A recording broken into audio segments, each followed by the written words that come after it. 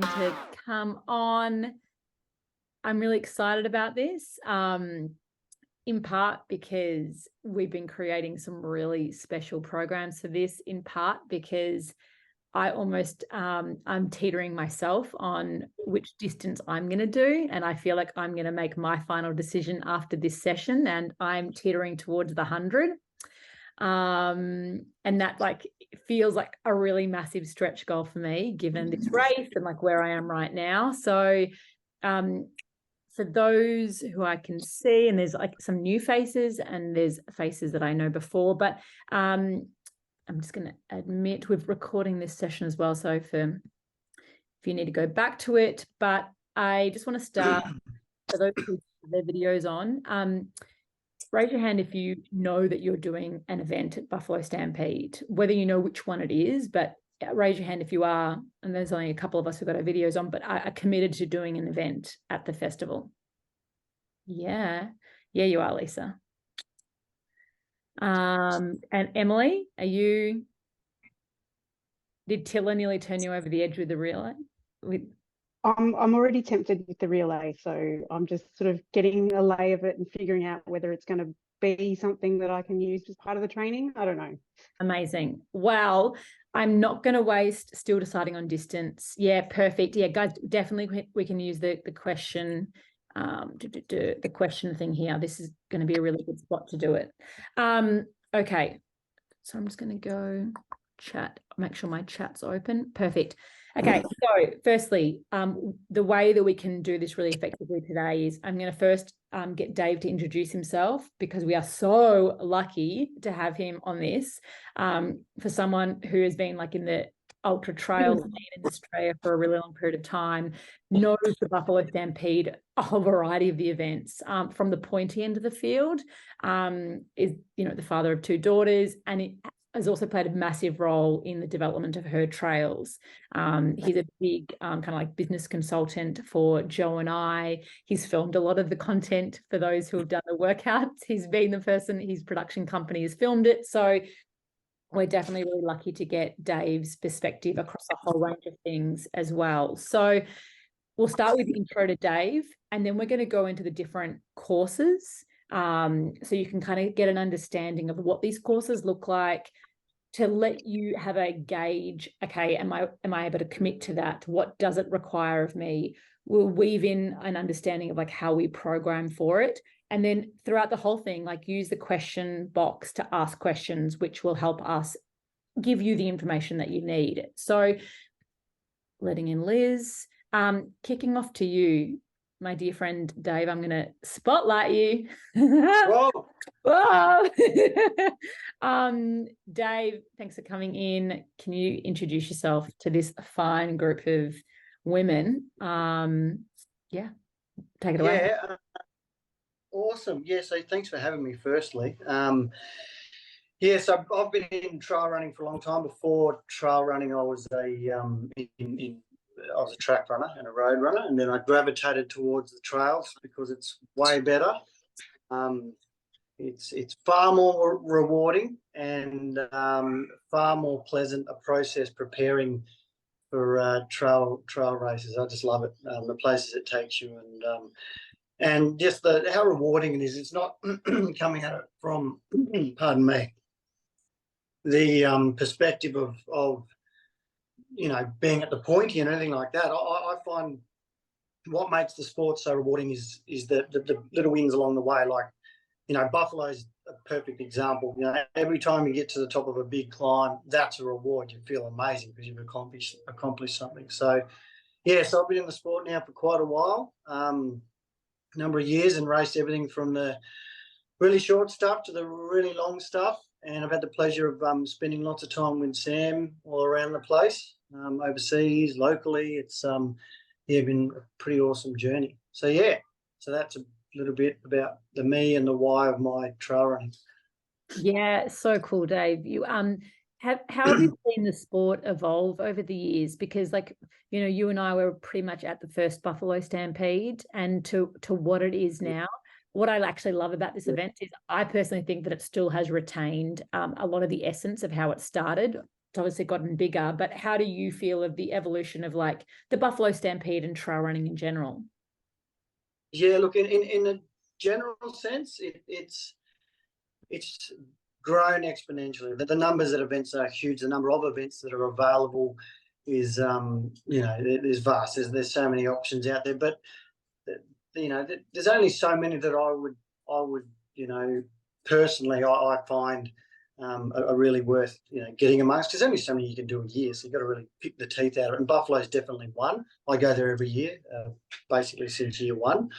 And Buffalo as an event, look, its evolution, it's gotten better and better without becoming like it's retained its grassroots origins. And what I love about Buffalo is it's a holistic element to it. You go there, it's awesome for families. I go there because I've got 2 little girls. It's a great place to take the family. You can run multiple times across the 3 days of it, so you can get plenty of bang for your buck. It's a beautiful part of the world to be in, and from the start and finish, it works really well. Awesome venue, really accessible, and yeah, great culture. It's super relaxed and very much skewed towards families, and I think they've got it right, because it is such a challenging event that it's almost as though the culture is, you complete this thing, you're awesome. It's not about how fast you do it. All that's irrelevant. You just got to get through it, and you're a legend. And that's why I love it. It's so true. I mean, we're all hiking up those climbs. Like it really is like the epitome of like adventure.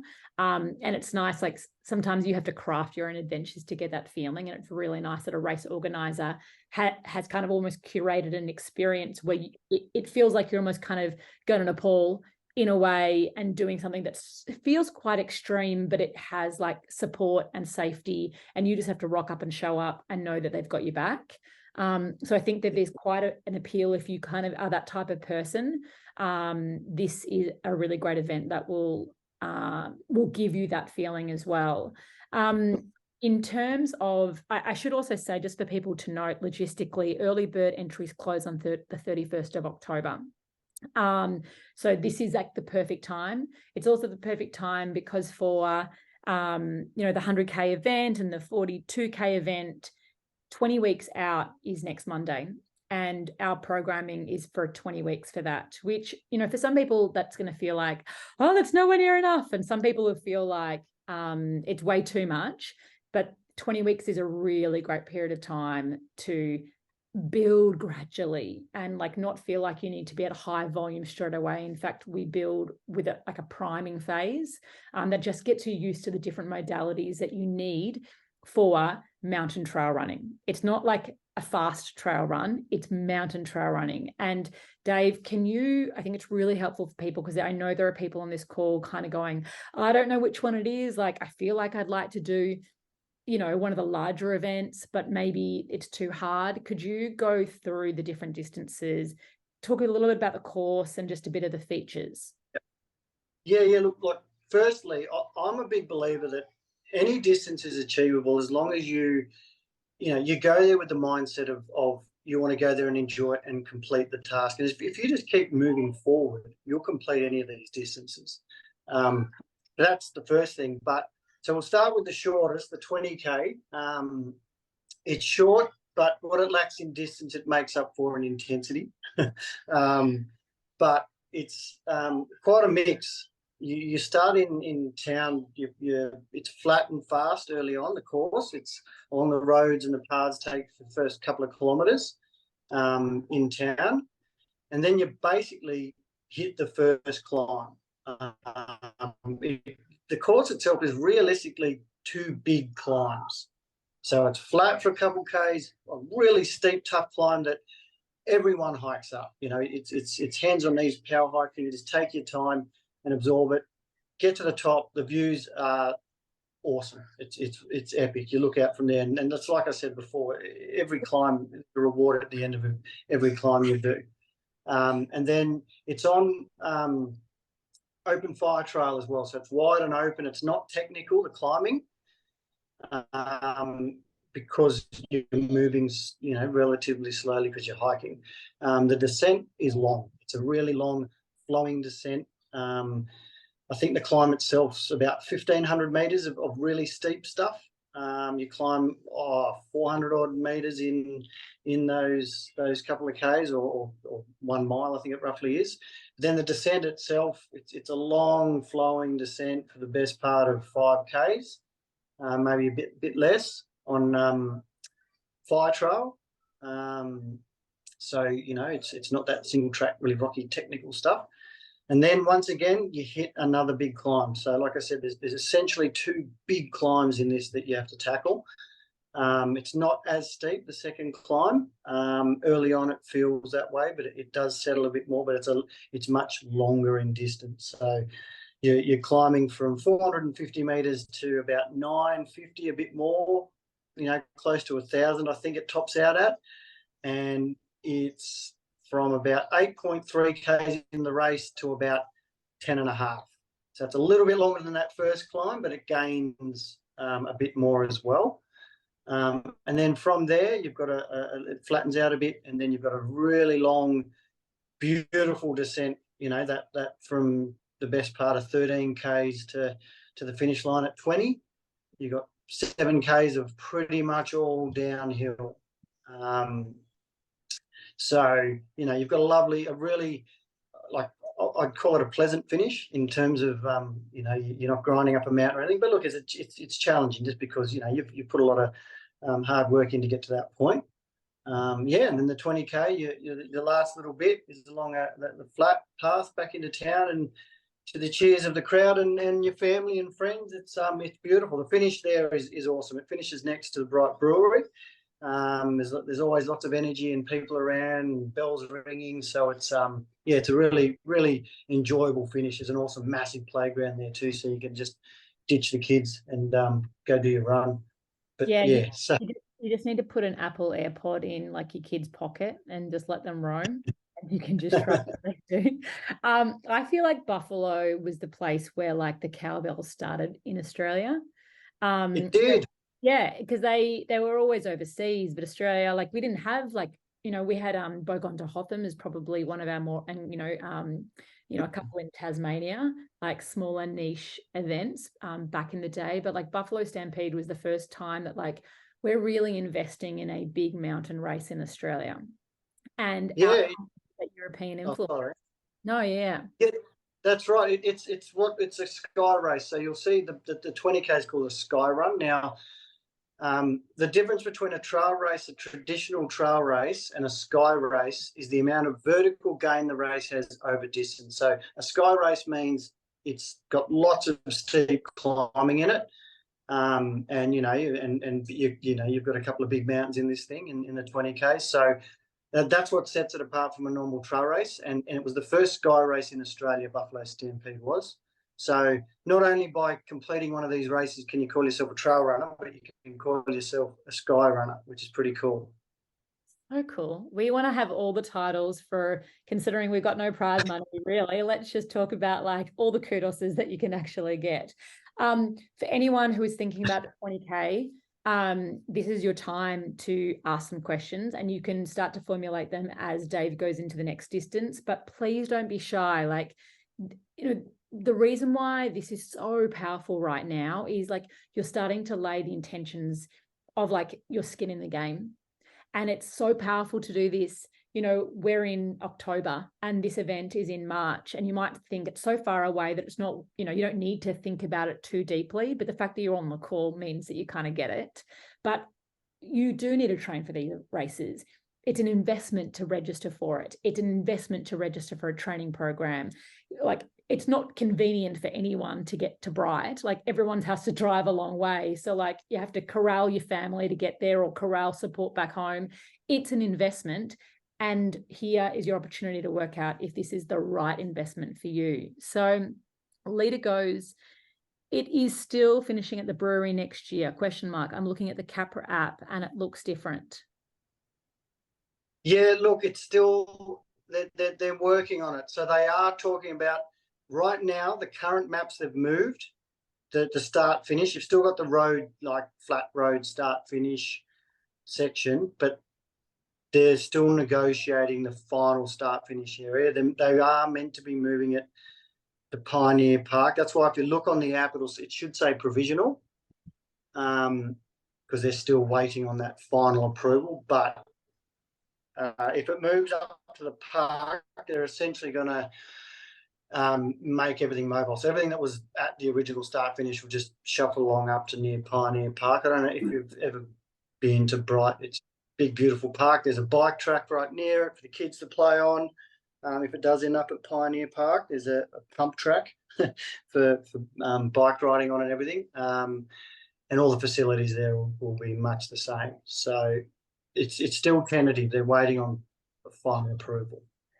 And this happens now. I think it's a really important thing to go, like, race courses are changing with the landscape, the environment within Australia and globally being so much more unpredictable. Seasons having their hot season for longer, incredibly dry, and big storms. We have to be prepared that races are going to change now. And that's why also being part of like a bit of a team that kind of helps you prepare for that. Like UTK, the course change. Everyone signed up for a 50K race and it's 52Ks with a couple of hundred more, meters of elevation gain. It's a part of it. So don't ever be freaked out if these things change. It's kind of the fun of trail running that, like, you don't get too attached. You kind of prepare for what you know at the time, and then you can always adjust it. Question for you, Sammy. Is there going to be a specific Her Trails 20? Yes, I'll say that now. We are having specific programs for the Buffalo races, the 20, the 42 and the 100. Uniquely curated, because this event isn't just like a general like half marathon. The demands of what you need to do to train for it, to be prepared on race day, are incredibly unique. And we're going to cap the spots for this because, like our UTA and our UTK program, and ultimately for our Tarawera program in 2025, we assemble kind of like the group of people together. We coordinate group training runs. We have unique coaching calls. We bring in different experts like Dave, Lou Clifton. So yes, we will have a specific program that will be, Tara, you know what, I was like, I don't think this is Matthew, but I'm going to, you never know these days. I'll call you Matthew if that's what your name says. But that's cool, Tara. Good to hear. We will have that, and it will be available for purchase soon. We already have available the 42 and 100. Let's hit the next one, Dave. Yeah, cool. So just a quick one on that change of start finish. It doesn't affect your vertical gain or anything like that. It literally is just shuffling down the road. So it won't make this course any harder or easier in any way. So with the 42 is awesome. Now the first thing is you get a bus. The buses go up in convoy up to the top of Buffalo. So you don't have to worry about getting driven up or anything like that. It's a bit of a mission driving up there. So the buses take you all up really early in the morning. And the start itself, it's flat, but there's lots of these little stairs and things along the way. There's a little bit of road, mostly trail, but a few little stairs to do. But there's one particular little, section of stairs which is a little, quite challenging early on. You'll genuinely feel that. It's probably, I don't know how many steps in, about 200 steps or so. You've got this awesome rock formation that you go through as well. And as part of it, as long as they get approval to go through it, this cool little, alpine rocky terrain. It's unreal. But then you've got the descent down Mount Buffalo. It's I think they call it 9Ks, the true descent.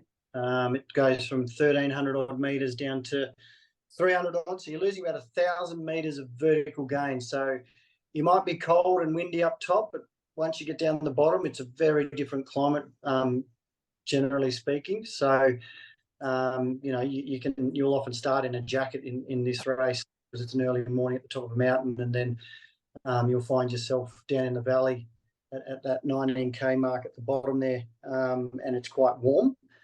But that long descent, it's very runnable. There's a few little technical, tricky bits, but for the most part, it's really runnable. Awesome views a lot of the way, and a good mix of terrain, because you're going from sort of more exposed, treeless kind of alpine stuff into the, that subalpine and a bit more rainforesty the lower you get. But there's this, it's just got these beautiful rocky escarpments and incredible views. And along the way, it's surprising. There's support, people cheering all along the way, dotted about the place. It's really cool. You get to the bottom there at 19 k's. There's an aid station. After you cross the little bridge over the river, and there's a great aid station there. Often there's lots of people there cheering. And then you've got, effectively, there's two big climbs in this one, a bit like the 20. So you get to the bottom of the mountain, you have a flat section along the road, and then you turn and you look straight down the road, and you'll see in the distance quite a imposing lump that you have to get up. And so you're going from about 300 odd meters to 600-ish. So it's about a 300 meter climb in the best part of 2.5 k's. So it's quite steep. Once again, it's a hiking climb. The best athletes in the world will hike this thing. So it's steep. It's by trail or forestry road, so it's quite wide and open as well. So on a sunny, like a warmer day, it's quite exposed. So you just want to be mindful of that when you do come through aid stations and the like, that it is very exposed. Pretty much from the whole descent from the top of Buffalo to the finish is very exposed. But anyway, you get to the top of that climb. There's an aid station up there, and then you've quite a steep descent. So, you want to be really careful on that thing. It's a bit rocky and that, so it can be a little bit slippery underfoot. But it's a very, like, we call it a runnable descent, but it's on an open trail again, so it's perfectly, it is runnable if you feel good. And then you've got quite a long bit of flat. When I say long, it's 2.5 k's worth of flat ground, 3 k's, before the biggest challenge you have the whole race. So at about 29.5 k's, you've got the final big climb, and it's tough. There's no denying that. It's I'll measure it now because I've just loaded it. It's 5.5 k's and climbs about 600 and maybe almost 700 meters. So it's long and it's steep. So, but the beauty of it is it's the last, it's your second, it's the big steep climb. It's right at the end of the race. And once you get to the top of that, at 35 k's, it's downhill to the finish. But that's not to say it's easy. So that descent is really steep. And it's rocky terrain. So the descent itself is quite challenging. So while your engine feels great, the rockiness in that means, you've got to really concentrate on what you're doing. To avoid, any hurting yourself at all. But it's all, if you're disciplined and focused, it's actually quite fun for some people, these steep descents. And it basically descends all the way to the finish. So you kind of, if you can wrap your head around it, you go, look, at that 29-ish, just past 29k, see this big lump in front of you, you go, all right, I've got to grind my way up that thing. But once you're at the top, it's 7 k's downhill. So getting to the top of that is basically, I call it the finish line, because from there, you're going to get in, you're going to get home. And the way I like to think of this, like, feel the confidence that there's a lot of people who rock up and have actually no idea about the profile and the terrain, and they survive. And so the fact that you're now hearing this 21 weeks out, and hopefully, like, whether you're doing a program with us or someone else, you should be crafting your training to kind of prime yourself for these on fatigued legs, that you have to do these kind of somewhat technical descents or climbs. Like, that's what your training should start to simulate on your long runs. It's like making choices that you don't just look for the easier gradient, that, when you have a fork in the road on your trails and one's going up and one's kind of like a slight gradient, you go up. Like, you choose the hard, because that, you might not be able to simulate exactly what Buffalo Stampede has around you, but the more adversity that you seek out in your training, the more equipped that you will be for it. And nutrition and fueling is huge. If it's a warm day and you've got that open, exposed environment, the people who know how to fuel and have practiced doing it in advance with electrolytes and getting like calories down, give themselves a better ability to have energy to make good decisions, because fueling is not just about your physical performance, it's about your mental capacity to make physical decisions. And sometimes people forget that like you require brain power to deal with technical terrain. And if you take that out of the equation, it becomes really, really hard. So it's something that you want to start playing with earlier rather than later in your training program. Dave, like you did have someone ask a question who did the 20 this year. She's considering the 42 next year. She's interested to hear your view on the new cutoff times, considering the amount of DNFs in the marathon this year. Yeah, look, DNF rates are a tricky metric when you look at results, because you were there, like it's context bound with conditions, and I feel like the cutoff times are good, and they are going to look at them again. I know that they're kind of under review to try and, because from the race director's perspective, their goal is to make sure as many people as possible finish and enjoy the process, feel like they're chasing, cutoff times and the like. So I think, look, all things being equal, if the weather's not too bad, then, those cutoff times are pretty reasonable. I think so too. Yeah, I'm with you. The cutoff times are reasonable, but they're and you've got to remember, cutoff times are also curated for safety, and so your training should be to work within those, and it's fine if you're at the back of the pack, that's fine, but you're working with those kind of cutoffs. And it should never give you a sense of it. There's always going to be someone towards the back. That's just how these races work. I always say, like, good on you for enjoying every single dollar that you spent to be out there. But it's just strong hiking will get you within the cutoffs. It's just that what will prevent you from getting the cutoffs is if you can't strong hike, because the race is designed for you to be able to hike really strongly the majority of the course and then run those kind of like more easy sections. That's my personal opinion based on the cutoffs. Yeah, no, it is. That they designed it around the capacity for someone to fast walk, supposedly high. Yep. So like I said, the key with completing these things is just keep moving and stay positive. Yeah, because it can get overwhelming when you haven't done those big climbs and it's a shock to you. That's what starts to affect your confidence, and then your physical performance will reflect your self-doubt. And so like a lot of hiking is important in your training to do this. Happy that that answered it to help you there, Sal. Let's go to the next one. 100. The 100 is amazing. Like it's incredibly challenging. It's a tough course, but it's not ridiculously tough. I think it'd be easy to look at it and feel like it's too hard, but it isn't. It isn't. Like the way it accumulates vertical gain and so on. Yeah, there's a couple of obviously some really steep climbs, but that when you look at the profile, like when you see you go up, run up Buffalo and out to the out to the Horn, and but that whole section, is the best part of from what 30 k's to almost 80 that of running up and down Buffalo. That really beautiful, enjoyable running and hiking, and that's the bulk of the course. That's the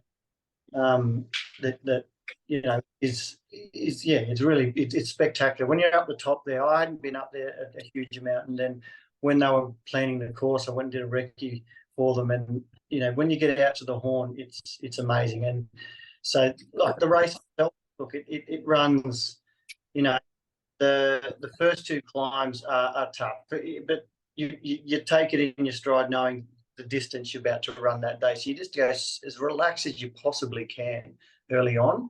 You know, it's flat for you know, a mile or so, but then you hit, it's like a wall the first climb.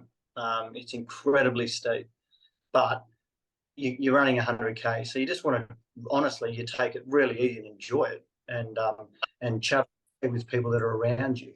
The key with this 100 is running where you feel good, running the descents and the flats, and then just relaxing and not fighting the climbs. And this is if you're the best or whatever position in the field you are. That's the approach you take with this course. Yeah, so once you get up and over those first, you know, the first 2 really steep climbs and descents, you run through the valley. It's quite flat. You've got another climb. It's on a road, so you run on the road for about 20 k's or so, up and over a climb for about 10 k's ish, which gets you to the bottom of Buffalo. So there's an aid station there, and the key with this one is when you get to that aid station, make sure you're fully stocked up with hydration and nutrition and so on, because you've got that you know, the first part of the climb's 10 k's of progressive. It starts out steep and then it gets a lot more enjoyable, the Buffalo climb.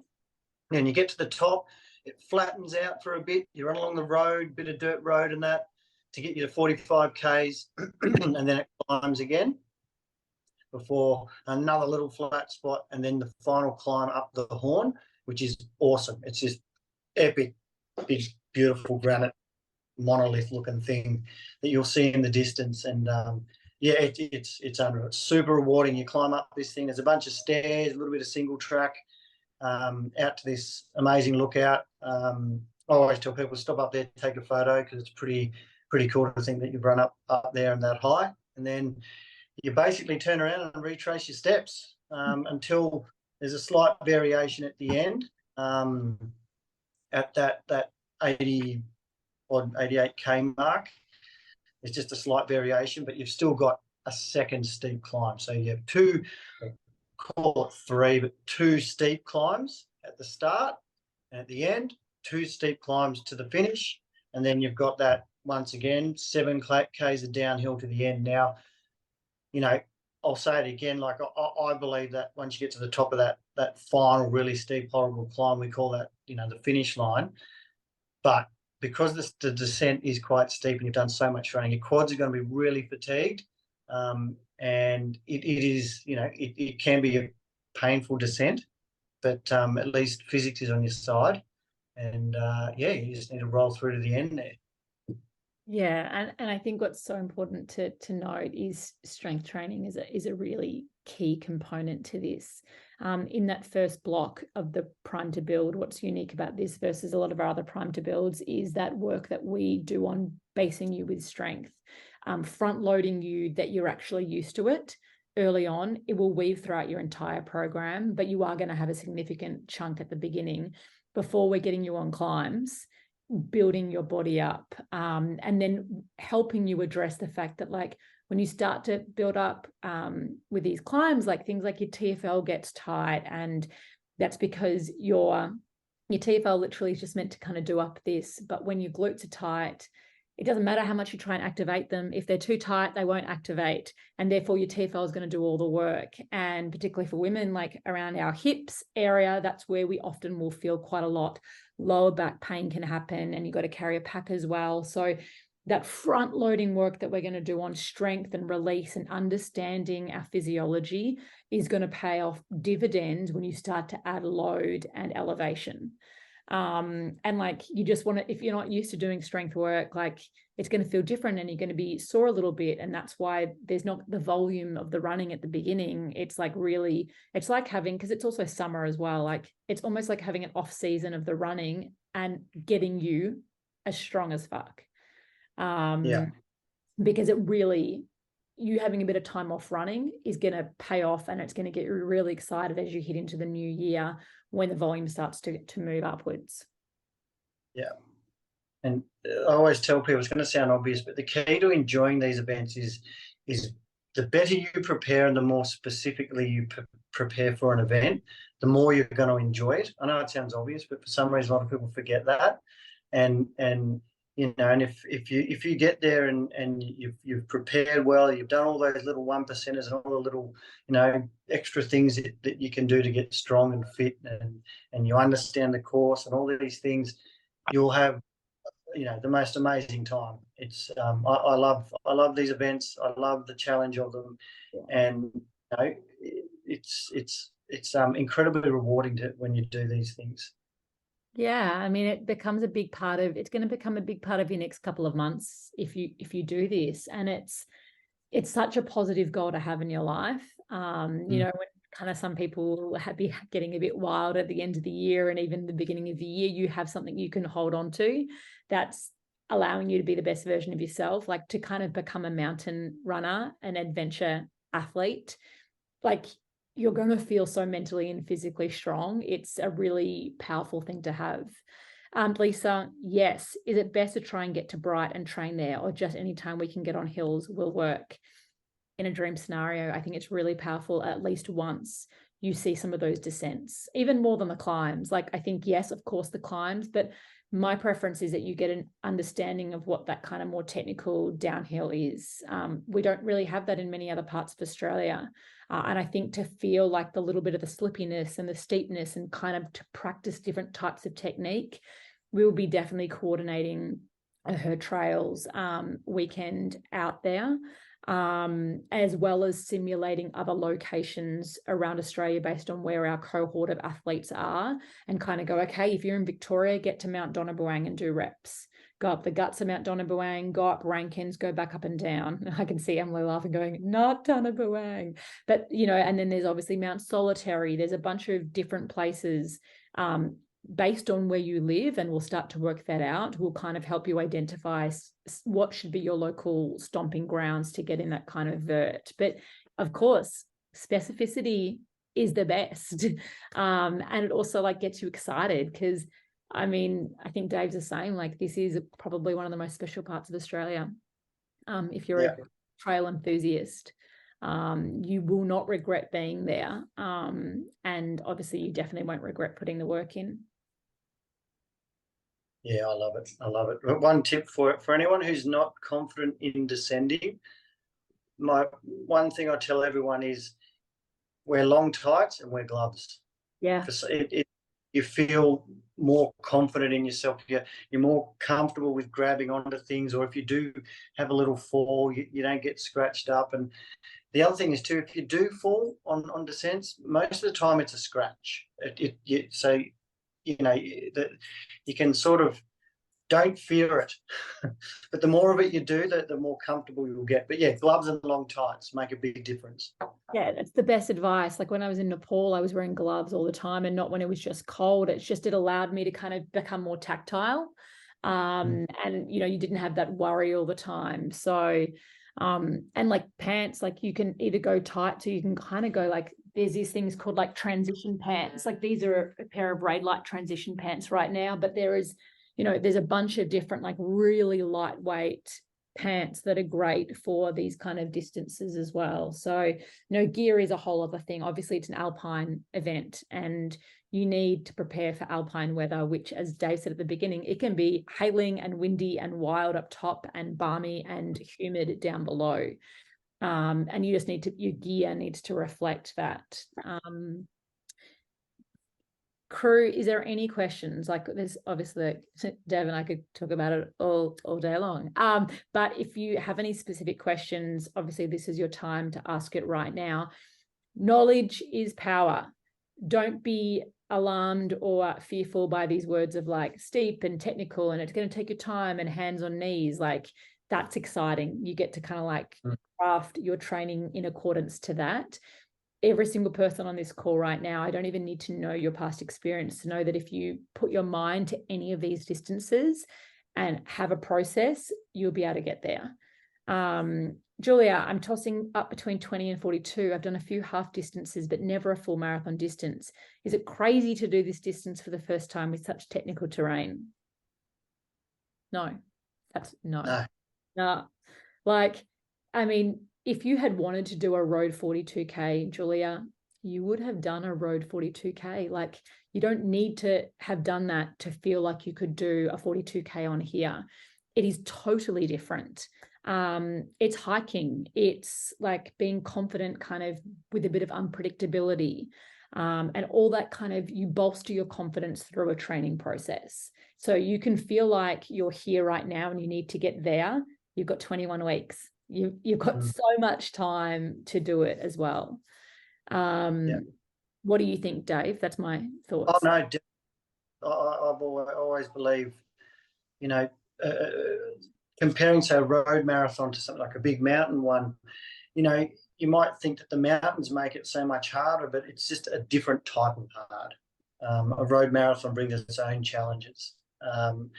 And so for me personally, I think the dynamic range of terrain and hills and ups and downs and flat, to me, I personally think it's probably, you know, almost easier to do a race like this versus a road marathon in some ways, because you've got different stimuli and different load factors, and it's far more enjoyable.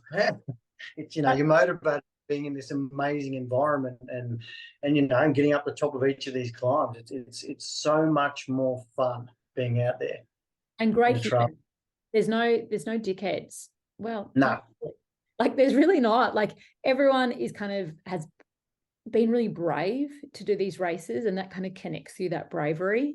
And so you'll find like people, like, you know, there's a bit of suffering and you share, and like people are handing out an electrolyte, or like you're not alone in that experience. And it's quite beautiful. The people, the friendships that you'll meet. Tilla was doing one of her trials OGs was doing, I think, the 20 last year. She was really struggling. And then she literally just at the start line met another Her Trails girl and her partner. And all of a sudden, when she was in the Hurt Locker towards the end of the race, the partner, like they just kind of collaborated together and helped each other, passing poles and sharing food. And now they're friends for life, you know, like it just kind of happens. It doesn't take long. Lisa, as someone who lives remote and 4 hours from any hill, how can I best train on the treadmill, as that will be where I will do most of my training? Oh my God, this is such a Dave question. You live in the middle of Sydney. You live in the city. Middle of Sydney. Yeah, look, I think look, training for ups, treadmill, you know, that's fine. You know, it's about the posture and the mechanics when it comes to uphill, largely. Training for downs, look, that's a different thing, because you need the specificity of the impact, but you don't need a huge amount of it. That's the thing. I mean, if you can get really strong and really fit, a little bit of down, and you know, I'm sure Sam will be able to work it into your programming, but don't need a massive amount of descending. But yeah, so treadmill running's fine. Like I live in the middle of Sydney. All my training is on flat roads pretty much, but I find any hill. I did 50 reps of a hill just recently. I hadn't done 50 reps of a hill before. It was because I was just like, there's a hill, it's short and it's steep, that's my only option, let's do it. And that was unreal. I like zoned out, and it was amazing. And maybe you'll find like a steep, like it doesn't have to be very long, like a little punchy thing that you can, you know, practice running down fast just to get some quad conditioning. But yeah, treadmill running's fine. Yeah, and Lisa, if you're doing the program with us, that's where we can help you how to maximize that. Like we would be working on specific things in your strength to mitigate the lack of time that you can get onto it. And then I would also just encourage you, like once or twice, to just do missions to get a little bit closer to that kind of trail, to a trail where you kind of really can simulate it and put into practice what you've done in the gym. And, you know, you'd be doing a bit more speed work, would be getting you fatigued in different types of ways to prime yourself for it. So we can, yeah. And question poles, no poles. I mean, I'm poles for this race. This is your race, poles, and you need to practice with it to be able to use them well. Although they're made so brilliantly these days that like pretty much anyone can pull them out and be okay with it. But definitely poles. Yeah, definitely. And we're going to hit with the last question. Violet, if I haven't completed a marathon distance on trails or flat yet, is it psychotic to consider 100 Ks in 21 weeks? Nothing psychotic here. The first question I would just make you have a think about is like, what are you doing right now? What's your current base? Violet, if you're still on this call, if you could share us what your current base is right now, because it does help.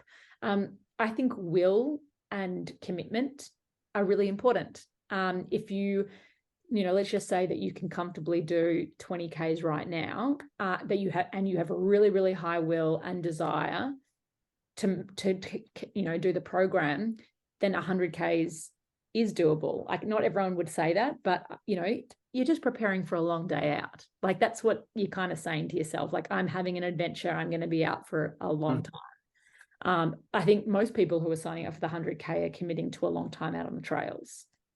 Dave? Yeah. Look, a huge number of people last year, I know statistically, were first-time 100K runners. I know a lot of them may have had a stepping stone distance of like a marathon or something, but I'm pretty confident that there was a decent percentage of people that had come from like park run and things like that and just wanted to go on this wild adventure. Once again, the cutoffs are based on basically being able to hike the entire distance. And stop for decent amounts of time at aid stations. So, look, if you've got 21 weeks to get ready for it, it just comes down to how you apply yourself. If you apply yourself really well to the training program, and then on race day, you set yourself a realistic goal, and you're disciplined, and you get plenty of fuel in, and along the way, you're going to have an awesome time. And it might be hard and challenging, but that's why you're doing it. And to be honest, the harder it is, the more rewarding it is at the end of it all. So, I don't think you're psychotic. And she just said she runs 20 Ks on the Surf Coast Trails once a week in around 2.5 hours, plus gym and 2 to 3 days of fun. You're fine. Violet, That's fine. You're fine. Yeah. You're definitely, and you're doing GSER 28 next month, you are fine. Women and guys, but I'm talking to women, we undersell ourselves so much. You are fine. You've got a great base. You're going to be you actually are going to have a better base right now than I'd say 60% of the people who are going to sign up to do that race. Yeah. You've got 21 weeks. You're on this call right now. I back you. In fact, I'm thinking of doing the 100, and I would say that's kind of what I'm at right now. And I believe that I could do it. So, Tara, roughly how far is the long run in week 1 of the Her Trust program for the 42? I'm doing about 12K at the moment.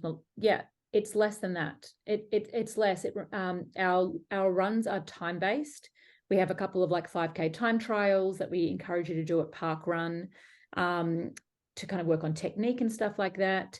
But for the first 4 weeks, it's really low volume because we're really just trying to make sure that you have the formula of strength, mobility, bit of mindset work, running, and low intensity base mile. So the first 4 weeks, it's super. If you're doing 12Ks at the moment on your long runs, no problem. You're great. You're awesome. Plus, I'm powered by the energy of a divorce. Oh, babe, you're going to be so good. You're going to be so good. I love it. Wonder if Her Trials might book group accommodation. Let us look into that. We're actually speaking to the race director and we're kind of working out what we can coordinate. I mean, there are so many Airbnbs, but I would say that we should look into it sooner rather than later. If you are, obviously, for those who register, hertrials.com, we have our programs there. Shoot us an email if you are keen on some group accommodation. But really quickly, we'll get together the WhatsApp group and the Facebook community page, and very quickly, like, people start to buddy up for accommodation. It happened for UTK, it happened for UTA. We can certainly do it again for Buffalo because it's so fun to be able to share the experience with others. And those who are doing the 20 can crew the people in the marathon or the 100. It's a very crewable, cheerable event. So we'll definitely bring the vibes for Her Trails. Epic Legends, I want you to be able to go and be with your families and do all the things that you need to do. Dave, you're a legend. I'm so grateful. Oh, what event are you going to do? Has this kind of made you commit to an event? Distance? Just literally before getting on the call, I decided I would definitely go every year. But I want to do the 100, but then I kind of want to do something every day, so I might do everything. Oh, you're going to do the Grand Slam. Oh, okay. Well, you have a big cheer squad with her trials. Laddie. That's awesome. I mean, this is the thing, guys. Sometimes the bigger you goal, the slower you can go. Like it all kind of balances out. Like you make it work for you. Julia, I'm pumped as well. I'm committing to the 100. And yeah, it's so tempting. Obviously don't, just drink the Kool-Aid and do it because we're doing it, but it's a great experience to have, and you'll have a great atmosphere with this community as well, but also the entire community of Buffalo Stampede. So if you haven't previously given us your email address, but you want information about our Buffalo Stampede details as well as group accommodation, please just drop them in the comments below now. Is the 100-kilometer more challenging or the multi-stage one? Is the 100? Oh, they're different types of challenging. When you said the multi-stage one, do you mean as in racing every day, or like as in the Grand Slam? Yeah, she means the Grand Slam. Yeah. Grand Slam's awesome. The difference between that, and just doing one race is you literally, you just go out and having fun every day, and you just move a lot slower. And they're just having an awesome time every day. That's why I want to do it. Yeah, you move a lot slower, and you're probably a bit more sleep deprived. Yeah. There's a shorter Grand Slam. There's the big one, which is includes the 100, but you've got the 10, the 20, and 42 Grand Slam, which you might mean that one.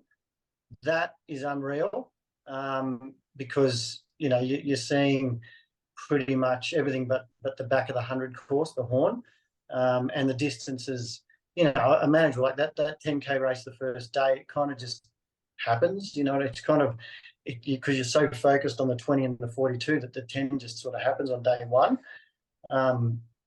If you're considering 100 or the 10, 20, and 42, I don't know. I feel like doing the 100 is probably the better choice if you haven't done 100 before, or that particular 100 is better than doing that mini slam. I think you'll get more joy and out of that, and you'll get to see that game run out to the Horn, which is pretty special. Yeah, I would say if you're thinking that, like, the GSER multi-day event could be something that you might be interested in the back end of the year. Grampians yeah, that's what I meant. The Grampians Peak Trail. I think like that multi-stage race could be really cool if you're looking for something day in, day out. Sorry, guys, just dealing with calls coming through. But yeah, I think like the 100K, if you're kind of teetering on that, the 100 could be awesome. Yeah. All right, everyone, we are going to let you go. Hopefully this is helpful for you. If you do have other questions, just shoot us an email, info@hertrails.com. I'm really excited to see who signs up for different distances. And yeah, it's going to be a really incredible weekend. And I appreciate you all jumping on and asking questions. See everyone. Thank you. Thank you. Bye-bye.